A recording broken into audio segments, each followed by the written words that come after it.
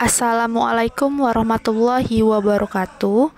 Halo teman-teman, hari ini kita akan belajar mata pelajaran IPS, Ekonomi dan Geografi yang berjudul Peran Pelaku Ekonomi. Masih dengan saya, Rizky Noprianita.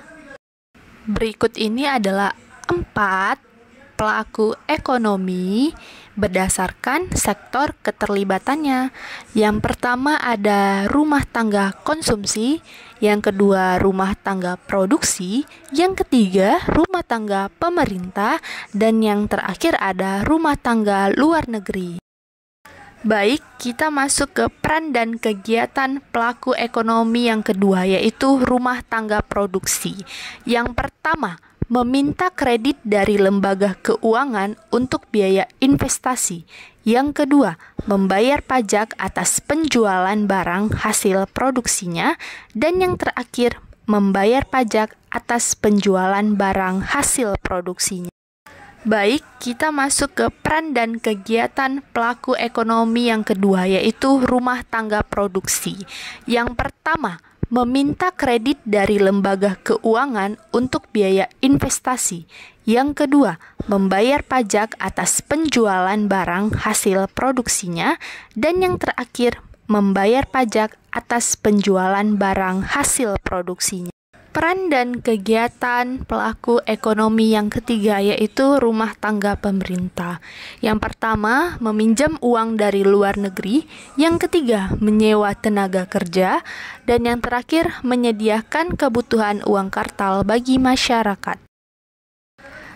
Baik teman-teman, berikut ini adalah peran dan kegiatan rumah tangga luar negeri. Yang pertama, menyediakan kebutuhan barang impor. Yang kedua, membeli hasil-hasil barang ekspor suatu negara. Dan yang terakhir, menyediakan kredit untuk pemerintah dan swasta di dalam negeri.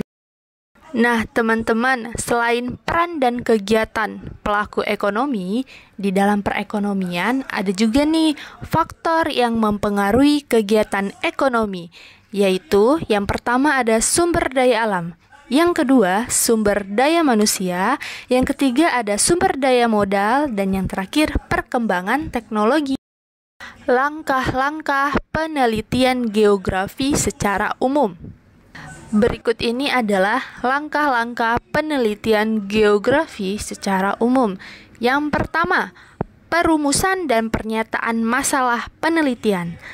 Yang kedua, perumusan tujuan penelitian. Langkah yang ketiga, penyusunan hipotesa penelitian. Nah, dalam tahap ini, peneliti mencoba membuat asumsi dasar tentang masalah yang terjadi. Langkah yang keempat, penentuan populasi dan sampel. Populasi ini bisa manusia jika objeknya berkaitan dengan perilaku manusia atau objek alamiah. Contoh objeknya seperti tanah, lahan, dan lain-lain. Jika kajian penelitiannya merupakan kajian fisikal wilayah. Yang kelima, pengumpulan data. Data bisa diperoleh dengan data primer atau langsung ke lapangan dan ditunjang dengan data sekunder atau dari sumber pustaka yang relevan. Langkah yang keenam, analisa dan interpretasi data. Dan langkah yang terakhir, penarikan kesimpulan dan hasil penelitian. Baiklah teman-teman, sekian pembelajaran kita pada hari ini. Jangan lupa dikerjakan soalnya dan tetap semangat.